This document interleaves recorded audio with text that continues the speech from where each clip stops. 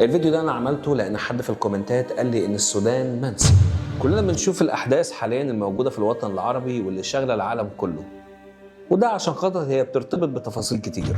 غزه كانت الشاغل الاول وشفنا معاها تعاطف كبير من العالم كله، وبينما وانت بتسكرول كده بتلاقي مناظر ما تقلش في البشاعه عن اللي بيحصل في غزه او اللي كان موجود في غزه.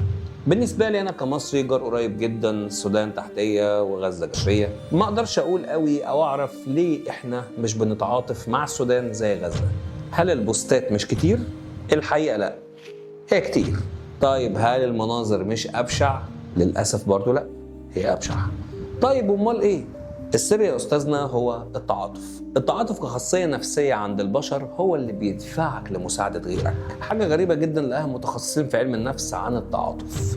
لو انا قلت لك ان في اسره فقيره على اول شارعك مكونه من 5 افراد، مش لاقيين ياكلوا ولا لاقيين يستغطوا من البرد ولا حتى عارفين يودوا عيالهم مدارس، ولا لو قلت لك ان في طفل اسمه عمر، طفل صغير لاسره فقيره في اخر شارعكم برضه بيبقى جعان واهله ما قدروش يودوه المدرسه وكل ليله ما بيقدرش ينام من البرد. غالبا في المثال الثاني انا وجهت التعاطف بتاعك كله ناحيه شخص واحد وركزته، وده اللي هيخليك في المثال الثاني تتعاطف اكتر مع عمر اكتر ما تتعاطف مع اسره كبيره.